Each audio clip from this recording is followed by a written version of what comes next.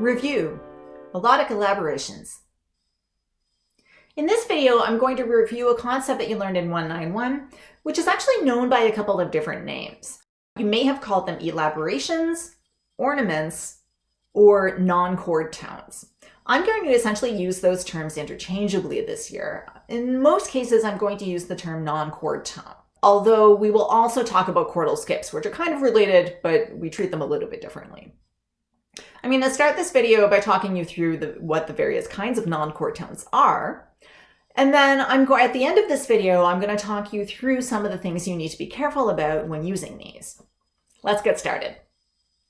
So what is a non-chord tone? Well, as its name definitely implies, it's a note that does not belong to the current chord. These kinds of non-chord tones are used all the time, primarily to fancy up a melody. To make voices more interesting, and also to connect one chord to another chord, particularly to fill in gaps. So you're going to use these a lot throughout the year in your own compositions. The two most common kinds of non-chord tones are passing tones and neighbor tones, or passing notes and neighbor notes. A passing tone essentially fills in the space between two chord tones, and most often will occur between two notes separated by a third. Although you can use more than one passing note in a row to fill in larger spaces, like a perfect fourth, for example. A neighbor note is essentially a note that's either a step above or a step below two of the same note. So say, for example, we start on C, we go to D, we come back to C. The D would be a neighbor note in that situation. So neighbor notes will generally occur between repetitions of the same note. But we have variations of these as well. We have, for example, something called a double neighbor, which is essentially the two possible neighbors, one after one another, before returning to your destination note. And we also have something called an incomplete neighbor note, where basically it's a neighbor on one side, but then on the other side, it leaps away. Incomplete neighbors, I'm going to ask you to not use in your own compositions, but we are going to find that we have to use this concept in analysis sometimes. There are a few kinds of incomplete neighbors that we're going to be allowed to use in our own compositions because they're much more commonly used in music from the 18th and 19th centuries. Those include escape tones, which are also known as échappées. Escape tones move by step and then in opposite direction by leap. And one of the very important things about escape tones is they must occur on the weak portion of the chord. This is often described as the weak beat. I'm going to avoid that terminology though because it kind of depends how long your chord is as to whether it's on the beat or off the beat. So to review, escape tones move by step, opposite direction by leap, and the escape tone itself must occur on the weaker portion of the chord. Students often confuse escape tones with appoggiaturas because it turns out they're actually opposites of one another, and it can be really easy to kind of misconnect in your brain which one is which. Appoggiaturas move by leap and then opposite direction by step. So reverses the pattern of the escape tone. And appoggiaturas must occur on the strong portion of the chord.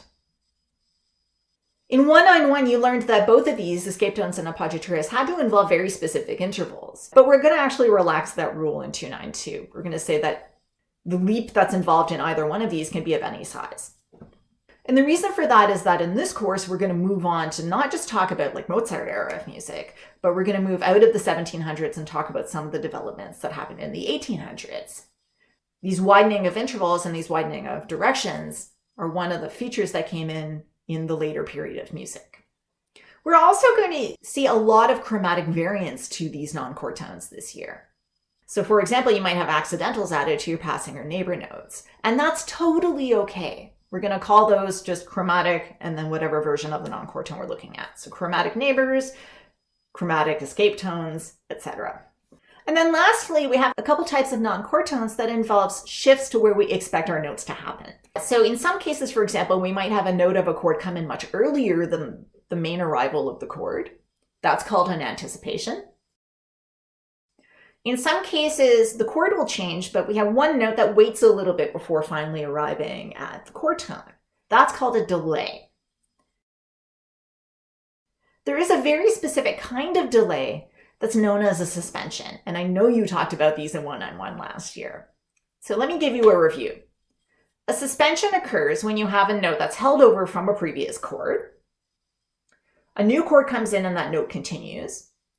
And then eventually that note resolves down by step. So essentially your note is being held on too long, or in other words, suspended, and then resolves. Last year, you probably learned that the note was consonant. You had a moment of dissonance, which is the suspension, and then it resolved to another consonant. That still holds true this year. So the very last one I would like to talk about is not actually a non-chord tone at all. It's what's known as a chordal skip. Chordal skip just means you're leaping to another note in the same chord that's currently active. You can do this all the time. And it turns out it's actually a really, really useful strategy for getting you out of voice leading problems. So for example, if you land on a chord and you just cannot figure out how to exit out of it without creating parallels, one thing you can do is that you can actually shift one of your voices to another note in the chord before continuing. I'm going to highly encourage you to use chord skips in this class because they will help you with voicing, they will help you with ranges of voices, and they will help you to avoid parallels a lot of the time. So feel free to use them in any of your exercises. So a few points of note. Now that we've talked about our various types of non-chord tones, what are some things we need to keep in mind while using them? Well, in 4-part writing at least, we want to make sure that we distribute these evenly. We're not going to have the same voice always doing non-chord tones. We're going to try to mix it up so that sometimes the soprano has them, sometimes the tenor has them, sometimes the alto, sometimes the bass. This is different in different styles. So for example, if I was doing a melody plus keyboard accompaniment style, probably I would put the non-chord tones in the melody.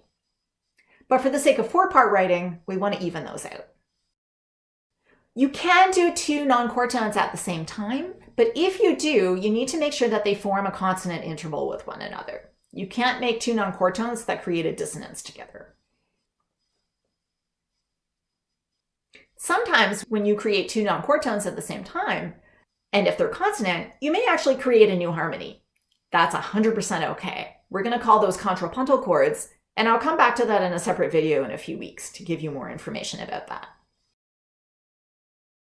So that's your review of Elaborations. Take a look through your notes from last year and let me know if you have any questions. See you in the next video.